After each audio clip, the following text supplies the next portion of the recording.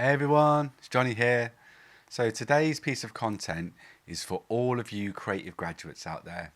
Now I think we could all agree that you're starting your journey at a very, very strange time. And it's going to be really, really difficult for you to get on the ladder and get into that dream job that you're looking for.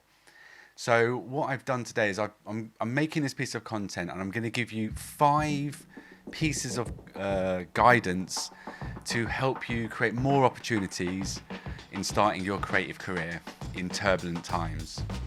Now, I probably get about 20 plus emails a week from students and graduates that are looking to start their career and looking for opportunities, whether it be a junior role or an internship. And often, if I'm truly honest, the email that comes to me is really poor. It's not been thought out. It's very generic. And there's some really, really important things that are missing from these emails. Now, I try and reply back to everyone if I can and give some nuggets of advice. But I'm quite time poor at the moment, like everyone is. And I simply don't have the time to reply back to everyone. So I'm creating this piece of content to be able to give you that advice, and I can send you this video so you can go through 5 key areas to help improve your chances of getting that job. Okay, so the first thing is, what kind of career are you looking for? So I often get emails from graduates that have done a marketing degree or a creative communications degree or a multimedia degree. So they've done things like film and they've done graphics and they've done a few different things. And they haven't quite found the thing they like doing yet. And I think a lot of graduates are hoping that going and working for an agency, even if it's an internship, they'll find what they like doing or what they're good at, and then that will sort of kickstart what they're doing. Now, unfortunately, I don't think many agencies are going to give you that opportunity to let you into their agency to kind of experiment and think about what you want to do. So it's your responsibility to do that. Now, a really cool thing to look at, and I'll put this in the show notes or in the comments below, is something called Ikigai. And Ikigai is kind of a Japanese philosophy, a way of life, and it's all about creative flow. And there's four key questions in Ikigai. What do you love doing? What are you good at? What can you be paid for? And what does the world need? And that final question, what does the world need, is probably the most important, because the world has been flipped on its head. It's very unusual, strange times. And the needs and wants of companies and brands have changed. So this is a good time to ask that question. So go and have a look at Ikigai and make some notes. If you're still not sure about what you want to do, and you might be thinking, oh, I want to do graphics, but I like video, but I like social media. The key is just to go out and experiment.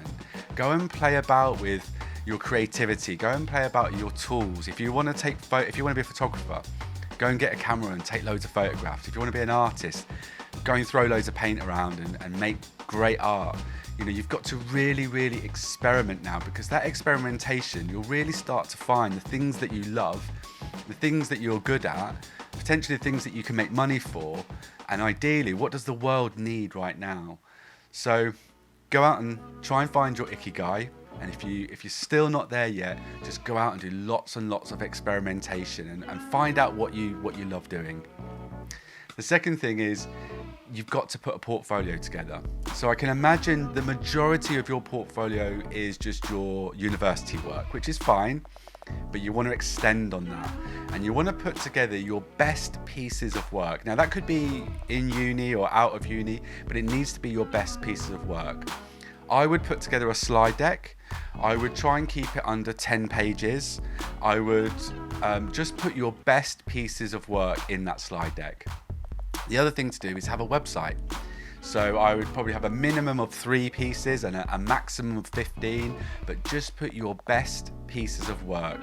What the brief was, what the problem was, how you provided a solution, and what work did you create in that project.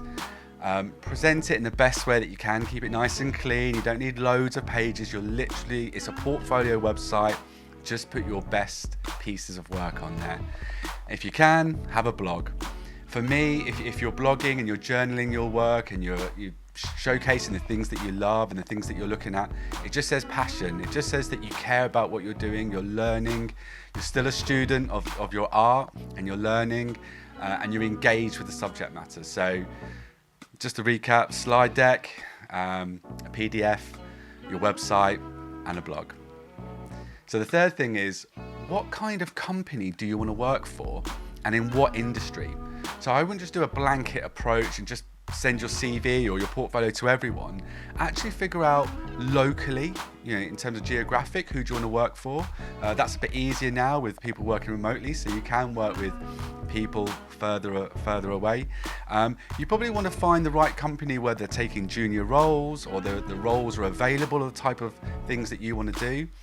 They mirror your values, and they'll probably value your work. And just do a little bit of homework about the different companies, because they might not be the right organisations that you want to work with. But just do your homework, look at their client list, look at what they do, look at what they offer, and really get a feel of, is that the type of organisation that I'd love to start my career in? Learn about the company. The fourth thing is, what type of role are you looking for? So I can imagine you're going for a junior role, but there are other roles that you can look at. So obviously there's internships and there's placements. They might actually be a bit easier now, because with junior roles, with everyone working remotely and obviously this crazy time, people might not be recruiting as much, or it might be harder to onboard someone into their company if you're working remotely. So there's a solution here, is maybe offer your services or your time for a live brief. So you could ask someone, what you're working on at the moment. Can I do some research? Can I help out? Can I work on something that you're currently working on and put some ideas together? You just need a way in, and a live brief could be your way in, because it's a safety net for the company, because it's no risk. You obviously don't want to give loads of your time away for free, but if you could just work on a small project over a few days or a week and on a live brief, it gives you the opportunity to really prove yourself and show that you're committed, and you throw everything at it. It starts to build a relationship. You can start to get your work seen by the right people, and it just gets things moving, and you can do your networking, and you can hopefully just kickstart your career at that business. And if it doesn't work out, well, hey, you've got something in your portfolio, you can add it to your slide deck and your website as concept work. Now the last thing is, keep it brief. So when you've got your portfolio together, you've done your research into the types of organisations, you know the type of role that you're looking for, just send a very brief email. Show that you've researched that company and you know a bit about them.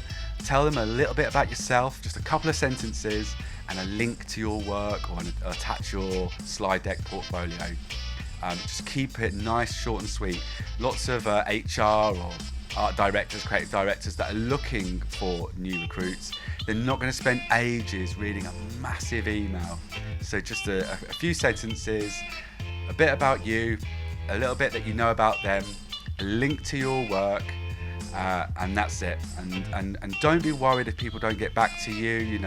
It's tough, and people don't reply back to emails. I would just say, keep doing it and keep repeating the 5 steps. Figure out what you want to do, work on your portfolio, work on your craft, experiment, put your portfolio together, keep looking at the type of industry and the type of company that you want to work for, and keep sending out your portfolio. And eventually you will find that opportunity, and make the opportunity, make things happen, ask meaningful questions, and just get yourself out there. And the other thing is, give agencies a ring. Just ring them up, ask them what they're doing, what they're looking for, what do I need to do to come and work for your company? And they'll tell you everything that you need to know. And just keep repeating the process. So I hope that's been useful. I really do hope that you find that dream job, and you don't need permission to do what you do. Just keep doing it. Keep learning your craft and just keep improving, and those opportunities will come about. But remember, be useful, be kind, and if this video has been useful to you, then please forward it on and send it to the right people, and get in touch if you want to discuss things. But take care, and I'll see you soon. Bye bye.